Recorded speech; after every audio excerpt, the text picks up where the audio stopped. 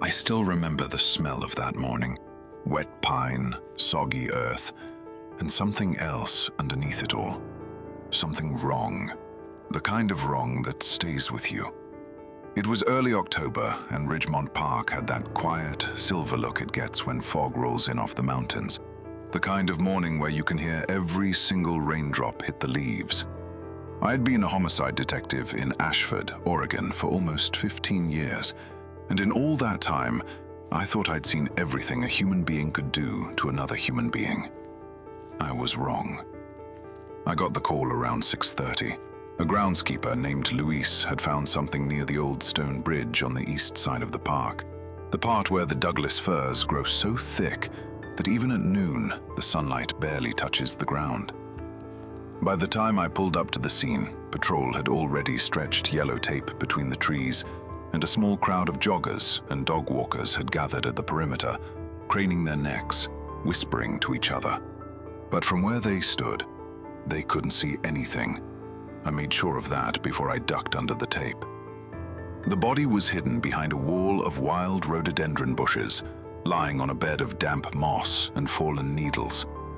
A young woman, arms spread wide, one leg bent at an unnatural angle, and she was completely naked, but not in the way you might think, not just without clothes.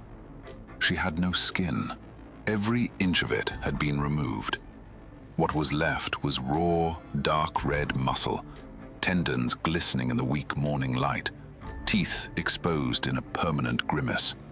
Her eyes, pale blue, stripped of their lids, stared straight up at the canopy of trees above her, as if she'd been watching something in those branches when she died.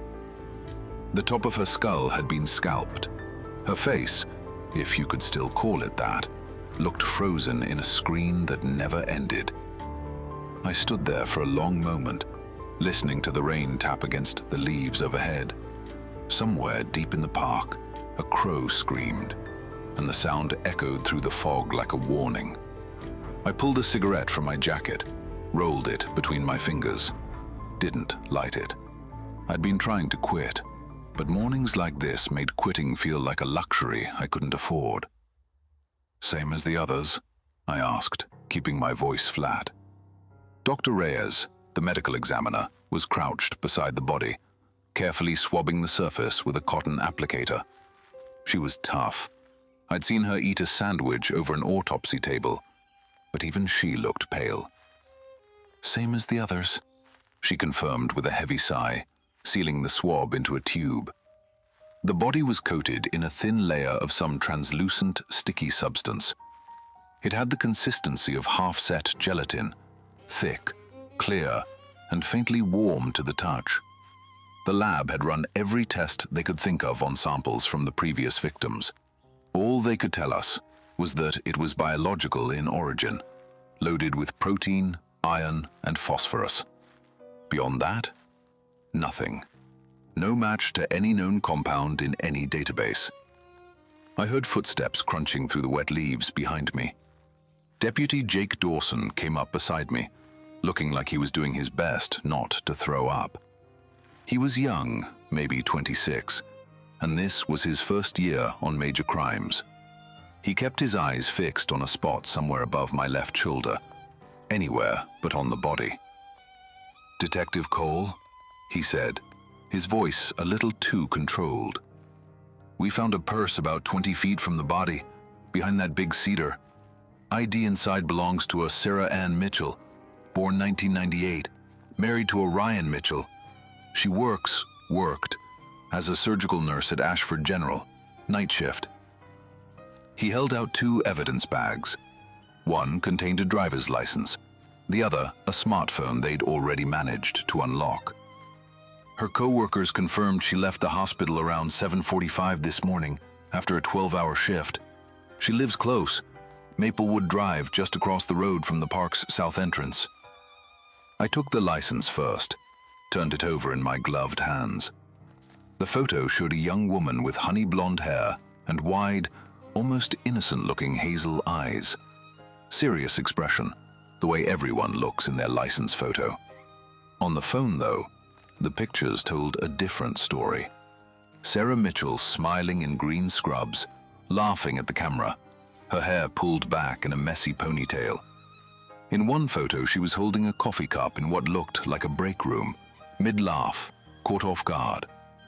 Beautiful, full of life. I lowered the phone and looked at the thing on the ground, at the raw, glistening meat where a face should have been. You couldn't have matched those two images if your life depended on it. I finally lit the cigarette and took a long drag, letting the smoke mix with the fog. She lives close, you said? I glanced across the tree line toward the row of apartment buildings visible through a gap in the firs. Let's go. We need to notify the husband, bring him in for identification. I paused. Not that there's much to identify. Let me tell you something about this job that nobody warns you about. It's not the bodies. You get used to the bodies. The bloated ones pulled from rivers, the charred ones from house fires, the ones that are nothing but scattered bones in the woods. You never enjoy it, but your brain builds walls. What never gets easier is the notification.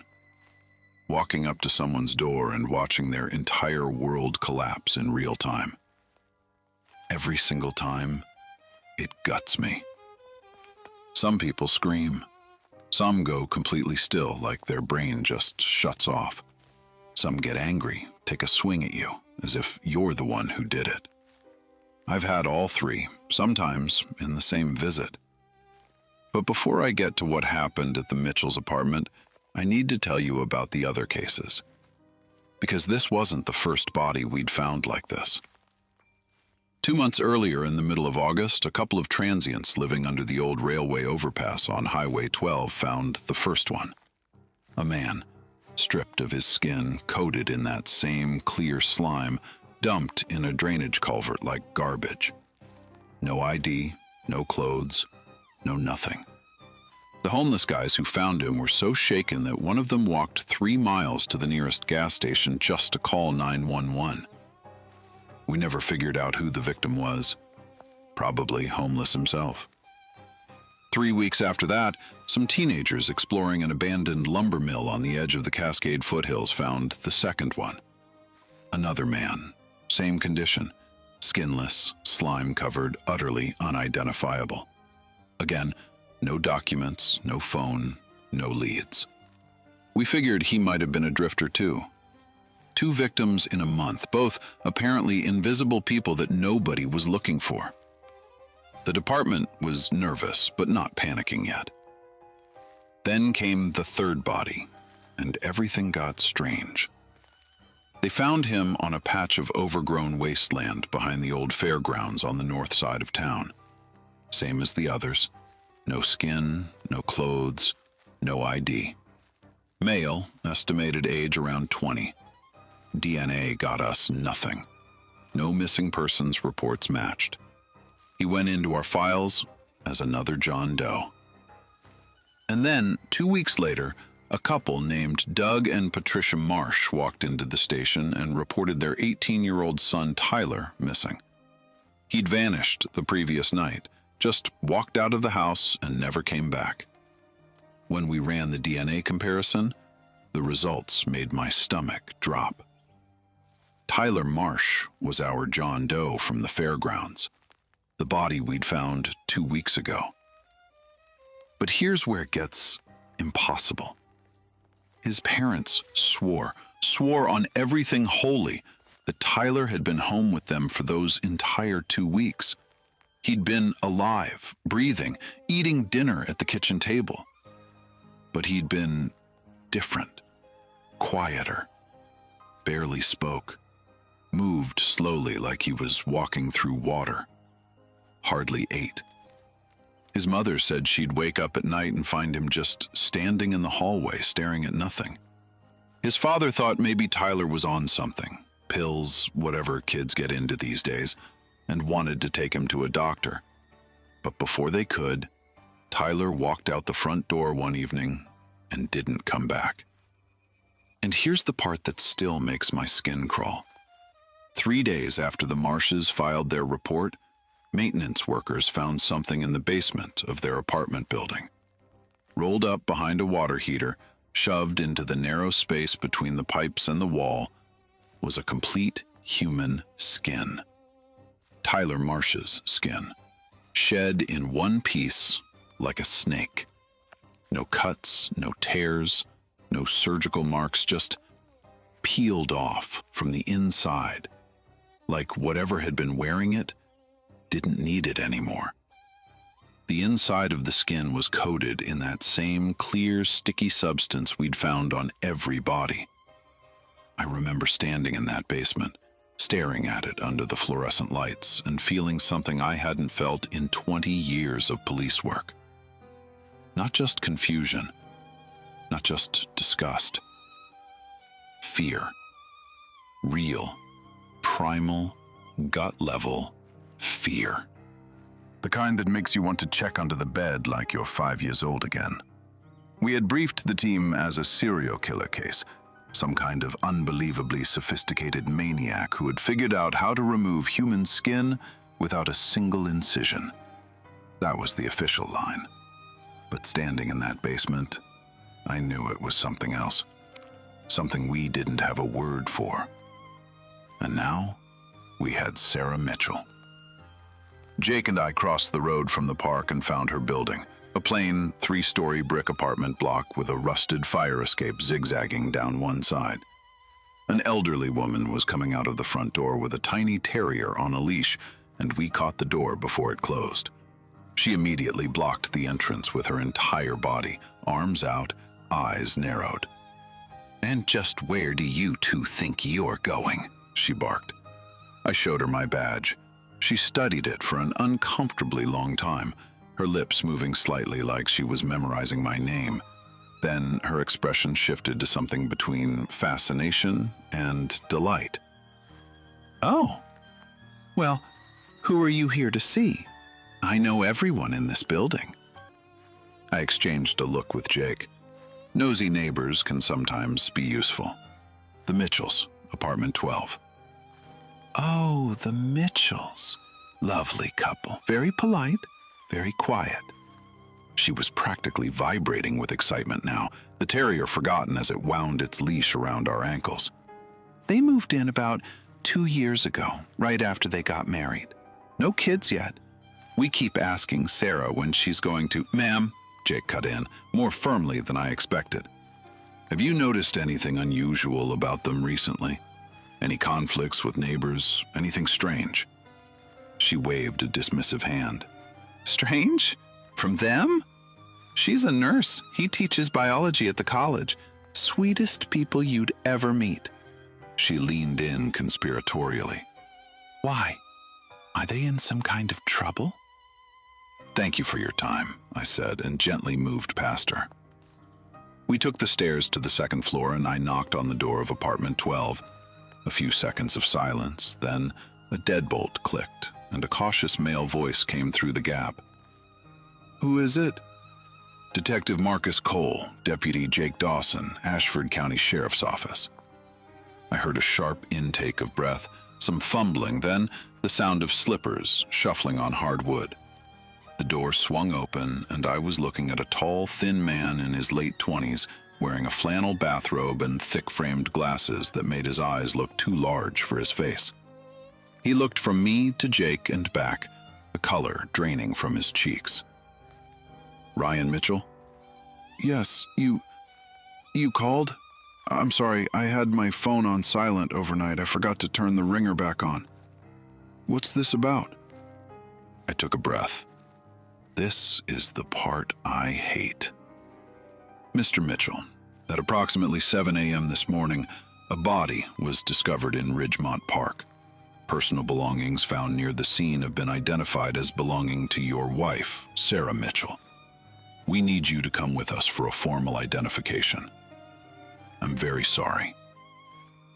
For several long seconds, Ryan Mitchell just stared at me. His mouth opened, closed, opened again, and then he did something I'd never seen in all my years of delivering death notifications.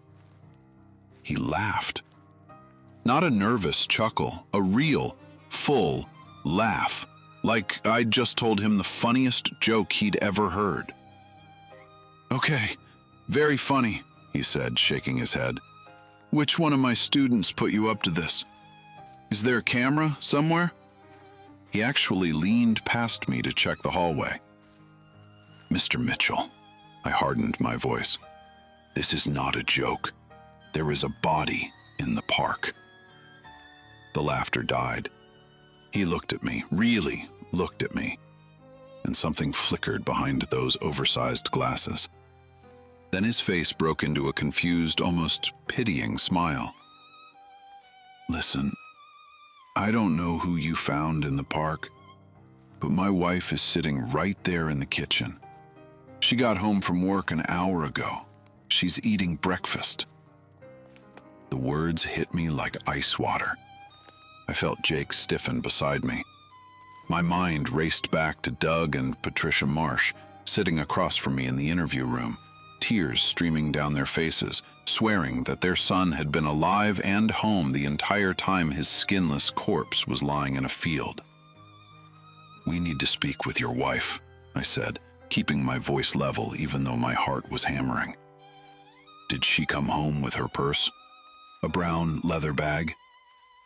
Ryan frowned, glanced back over his shoulder. I'm not sure. I was still asleep when she got in." Come in. You can ask her yourself." He stepped aside and we entered the apartment. A small entryway, shoes lined up neatly by the door, a coat rack, a narrow hallway leading deeper inside. Ryan walked ahead of us toward the kitchen, his slippers scuffing softly on the floor. I noticed his wife's bag wasn't on the entry table. It wasn't on the hooks. It wasn't anywhere I could see. "Sarah, honey?" Ryan called gently as he rounded the corner into the kitchen. "There are 2 detectives here. They want to talk to you." I followed him in and stopped dead in the doorway. She was sitting at the kitchen table, hunched slightly forward, both hands wrapped around a steaming mug. Honey blonde hair hanging loose past her shoulders, slightly tangled. She was wearing an oversized cream-colored sweater, and she was staring directly at me. Not looking at me, staring. The way a mannequin stares, the way a photograph stares. Her face was completely, utterly still. No micro-expressions, no shifting of the eyes, no tiny movements of the lips or eyebrows that living people make without thinking about it, every single second of every day. She sat there, like someone had placed a very realistic doll in a chair and pointed its eyes at the door. Every hair on the back of my neck stood up. I've been in rooms with murderers, with people who've done unspeakable things, and I have never felt the kind of instinctive, animal revulsion that hit me at that moment. Something deep in my brain, something older than language, older than thought, was screaming at me to leave, to get out of that kitchen, out of that apartment, and to not stop moving until I was somewhere with sunlight and other people. But I didn't move. I stood there in the doorway, staring back at her, trying to figure out what was wrong. Because something was deeply, fundamentally wrong. "Sarah, the detectives say they found a body in the park," Ryan said, walking over to her casually, completely oblivious to what I was feeling. "And they say your purse was found near it. Where's your bag? I didn't see it in the hall." Sarah Mitchell blinked. One slow, mechanical blink, like a camera shutter. The corners of her mouth began to move, slowly, too slowly, stretching outward and upward into a wide, rigid smile that showed too many teeth. Her eyes didn't change at all. They stayed flat, glassy, empty. Ryan took a step backward. "Lost it," she said. The voice was flat, toneless, like someone reading words off a card for the first time. Her head jerked to the right, a quick, sharp twitch, like a muscle spasm. You lost your purse? Jake asked from behind me. I could hear the tremor in his voice. Were you in the park this morning? Yes. Another twitch. I was walking. A thick, clear droplet appeared at the corner of her mouth and began to slide down her chin.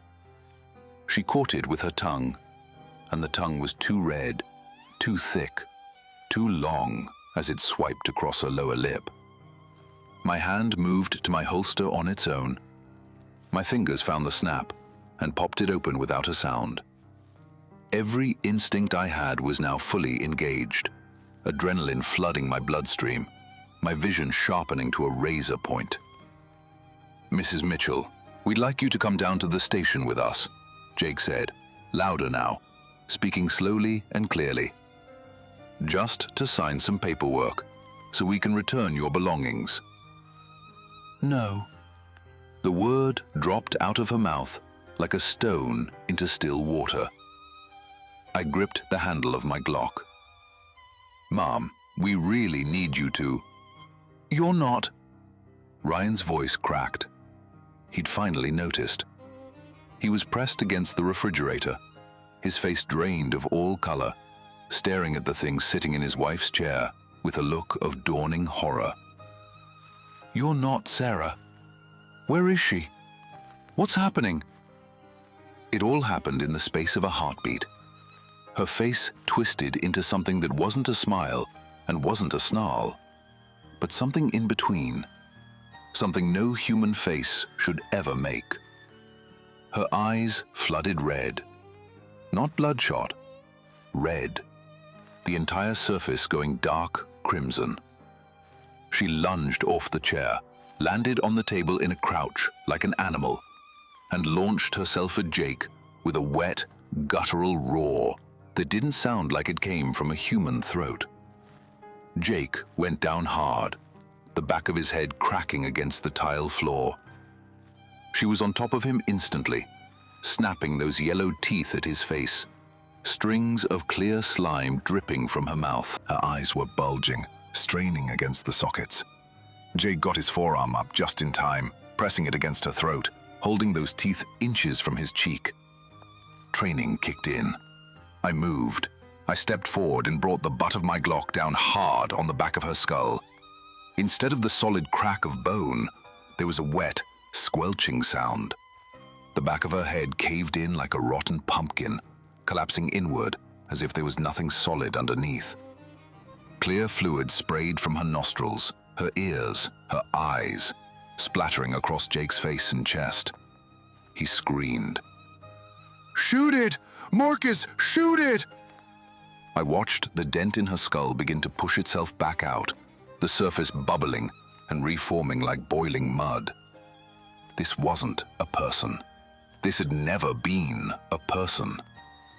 I pressed the muzzle to her forehead and pulled the trigger. The gunshot was deafening in that small kitchen. Her head burst open like a water balloon. Clear, viscous fluid, mixed with threads of dark red, sprayed across the ceiling, the walls, the floor.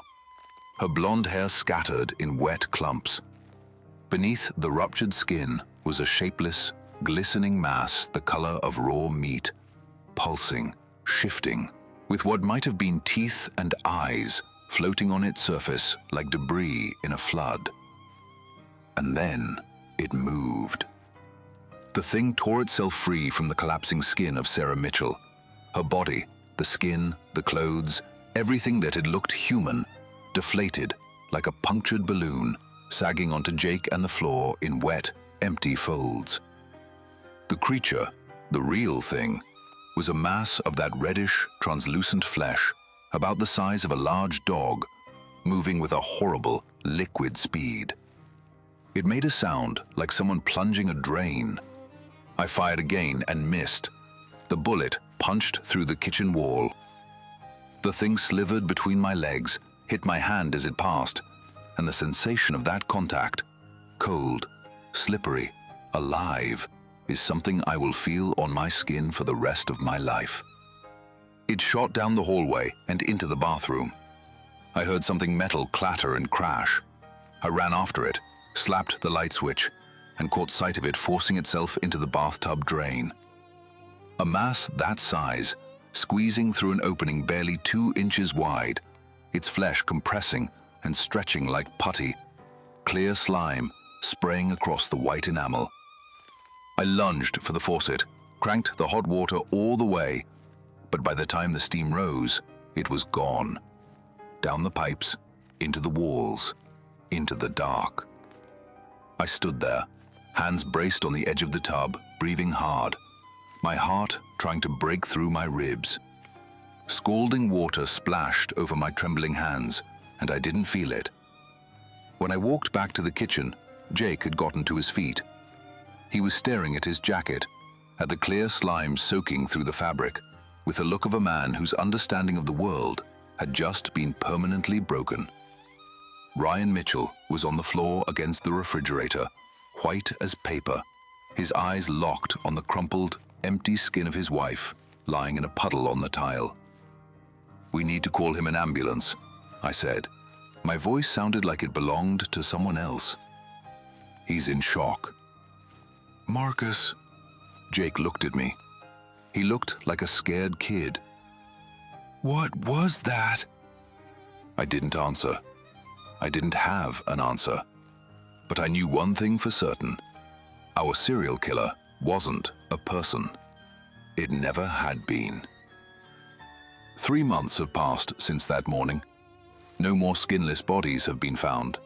Not in Ashford, anyway. Ryan Mitchell suffered a complete psychological breakdown. Last I heard, he's still in an inpatient facility upstate, and the doctors aren't optimistic. Tyler Marsh's mother died of a heart attack 2 weeks after his funeral. They said it was the grief. Maybe it was. I still go to work every day. I still carry my badge and my gun. But I'm not the same.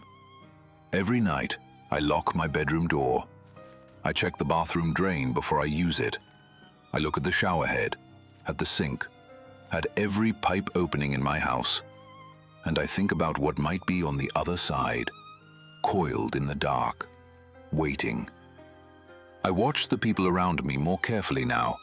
Co-workers, neighbors, the woman at the coffee shop who always smiled at me. I watch their eyes. I watch for the twitch. And then, just this morning, my captain called me into his office. There's been a body found in the woods outside of Bend, about 3 hours southeast of here. A hiker stumbled across it in a ravine off a logging road deep in the Deschutes National Forest. Young woman, no skin, covered in clear slime. Same as ours. I'm packing my bag right now. I'll be driving out there at first light. The road to Bend cuts through about 50 miles of dense, empty forest, and I'll be making that drive alone. I keep telling myself it's just another case, just another body. But my hands won't stop shaking, and there's a question I can't get out of my head, a question that follows me like a shadow and won't let me sleep. If that thing can wear a person's skin and live in their house and sit at their table and smile at their family for weeks, how many of them are there? And how would you ever know?